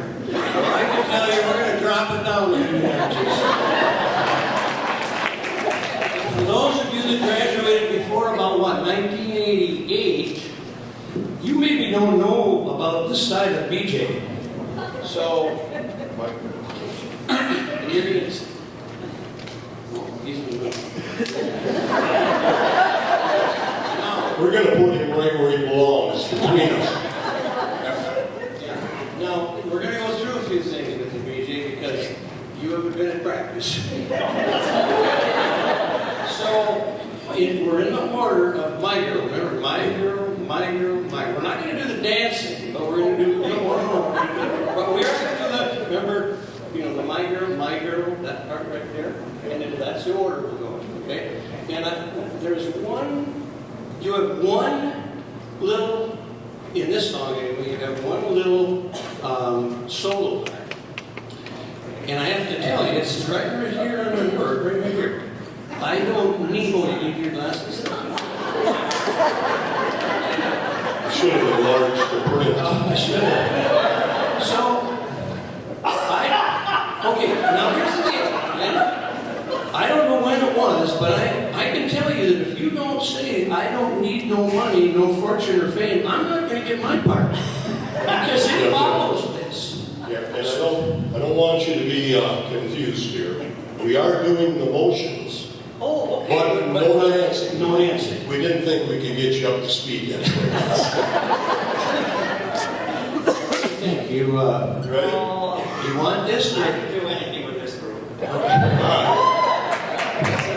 It's a low bar.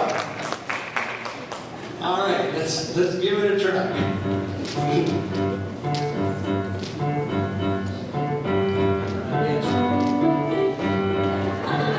I got sunshine.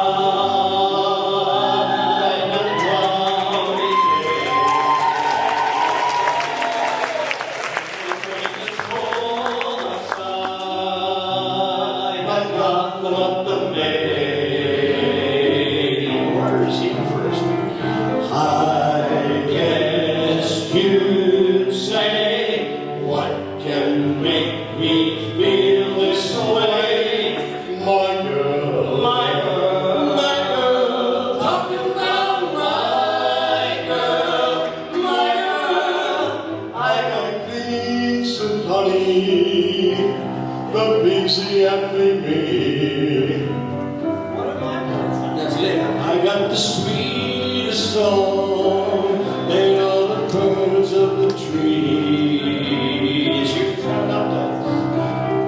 I guess you'd say, what can make me feel this way? My girl, my girl, my girl, talking about my girl. Need no money, no fortune or fame. I've got all the riches, baby, one man can claim.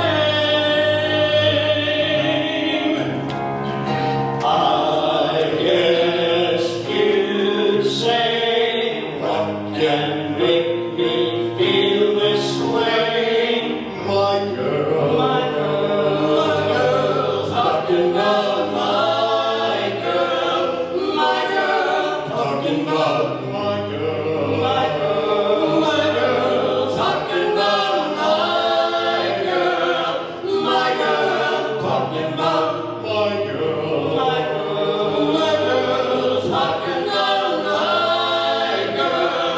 my girl, talking about my girl. We're not done yet.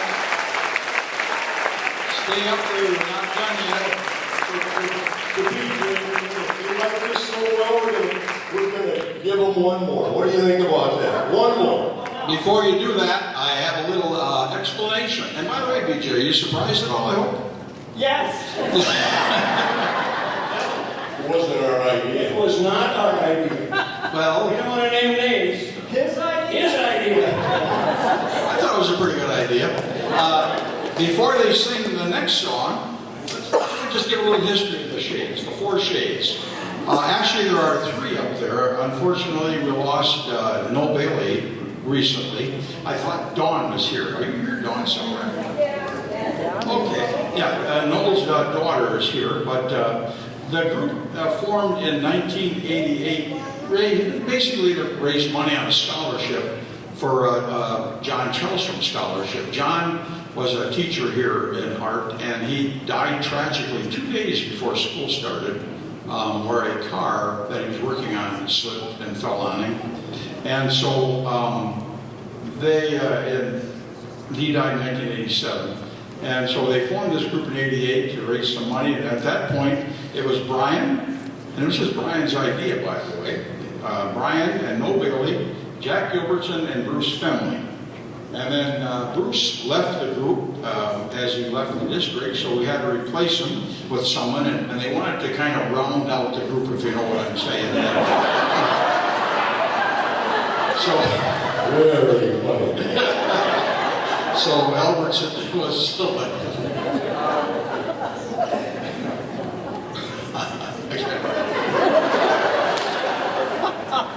They sing the bebop era songs. They wear their leather, their sunglasses, and they learn enough songs for parties and programs and even dances. And they've performed at a variety of venues, and it's all volunteer.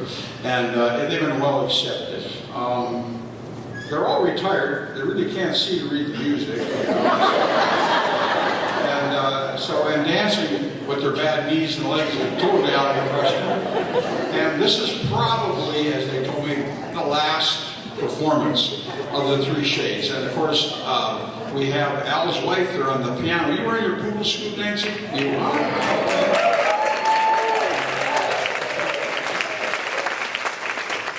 And even if this is the last probably performance, we decided that we're going to rename them. They're not going to be the 3 shades anymore. They are now, and we kind of, if you remember that era, we had Bill Haley in the Comets, and we had Buddy Holly in the Crickets. Now we have BJ and the Baldies. So we'll have...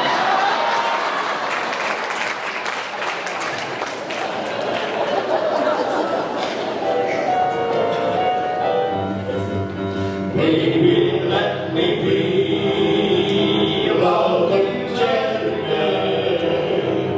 Put a chain around my neck and let me everywhere. Oh, let me be, oh, let me be your teddy bear. Don't want to be a tiger, 'cause tigers play too rough. I don't want to be a lion, 'cause lions ain't the kind you love enough. Just wanna be your teddy bear. Put a chain around my neck and lead me anywhere. Oh, let me be, just let me be your teddy bear. Baby, let me be around you every night. Run your fingers through my hair and cuddle me real tight. Oh, let me be, just let me be your teddy bear. Oh, let me, I don't want to be a tiger, 'cause tigers play too rough. It's okay, BJ. I don't want to be a lion, 'cause lions ain't the kind you love enough. Just wanna be your teddy bear. Your teddy bear. Put a chain around my neck and lead me anywhere. Oh, let me be, just let me be your teddy bear. Oh, let me be, just let me be your teddy bear. Just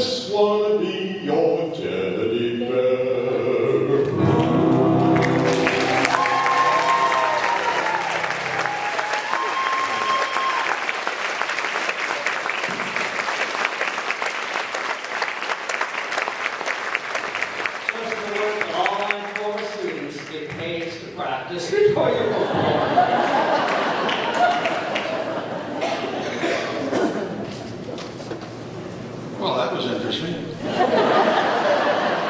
This secret we kept for, and by the way, that is your jacket. I have a liner at my house, so you can have that if you'd like. And the sunglasses, yours too. So the BJ and the Baldies, I don't know if they're ever going to sing again, but I think it was a nice surprise that we kept it from BJ and his family the entire time. I think about a half a dozen people knew what we were up to, and I'm glad that it worked out. The last piece of our program here is going to be BJ, and BJ, have your knitted.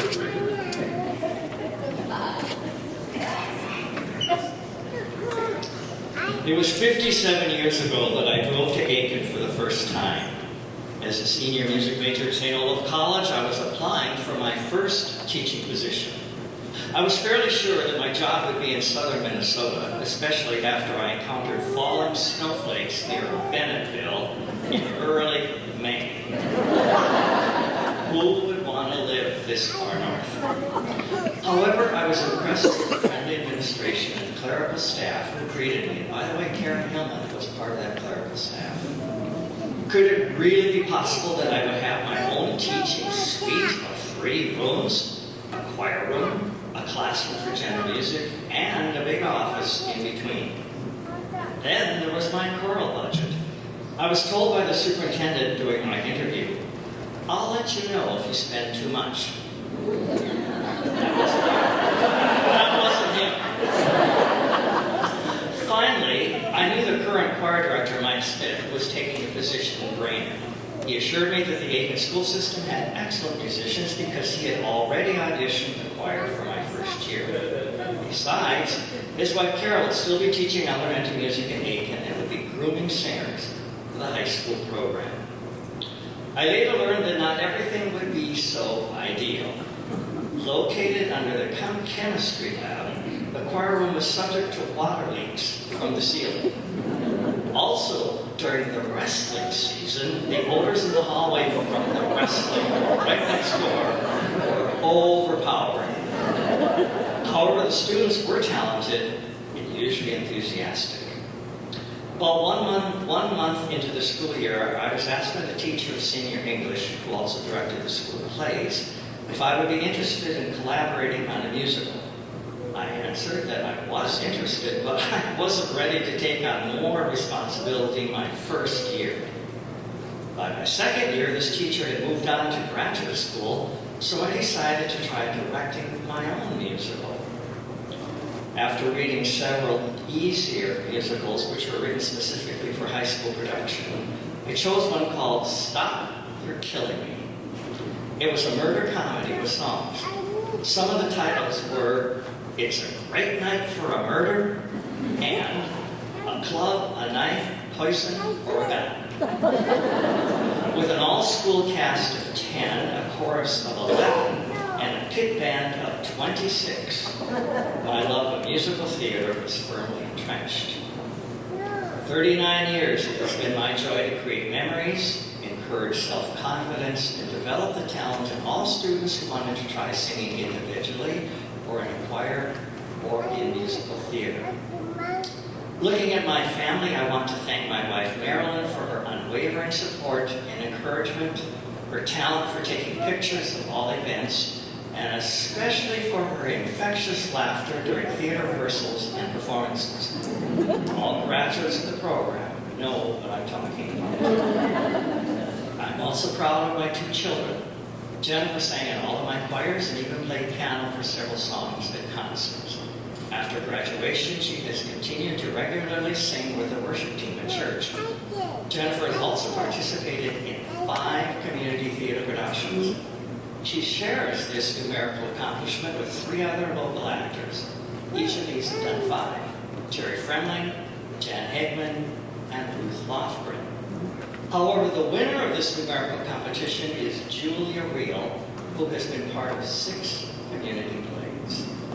Jen's daughter and my granddaughter Carla has also acted in 2 community theater comedies. My son Steve also has multiple artistic accomplishments. At junior in high school, he was a featured actor in Music Man.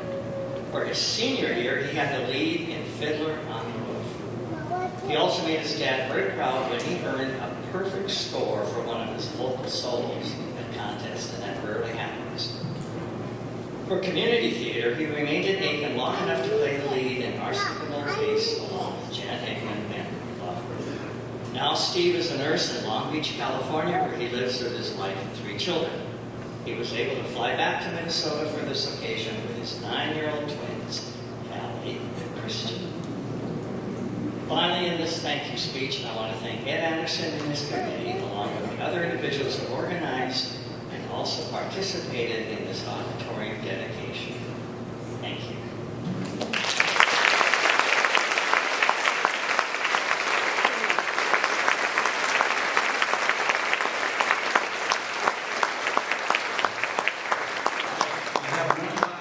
Business, but before we do that, I'm going to just remind you, because we're almost done, that we're going to be re-showing an encore presentation of the musicals from the high school. If you'd like to stay, if you missed that or you want to see it again, we welcome you to do that. BJ is going to be out in the hall, I understand, greeting his adoring public. So we're going to have that. And before we end this evening, I'm going to bid one more thing.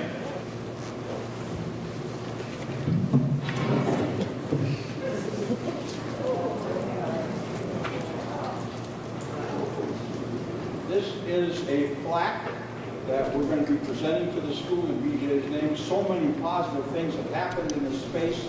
This space has to belong to BJ. It's as simple as that. So we're going to present.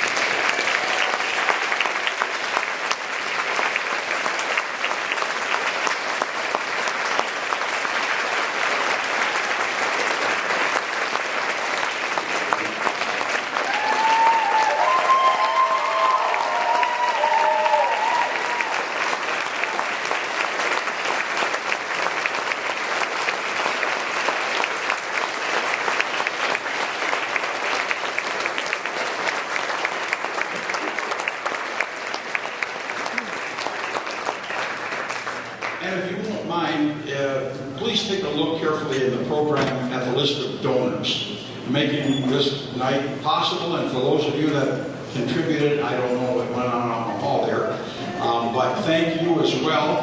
For all the donors that we've had, in fact, we even turned a few down because they weren't going to get their name in the program, and we think that they should be mentioned. There's one group that did come in, and they insisted, and I don't know if anyone is here from that class. It's class of 1960, and I know the check was signed by Rich Vanderbilt. Are anybody from the class of 60, or they're all dead already? So I hope you enjoyed this evening. I hope you enjoyed the music and the speeches and the memories. And this space from this point on is going to be dedicated to Bryan Johnson. Thank you for coming.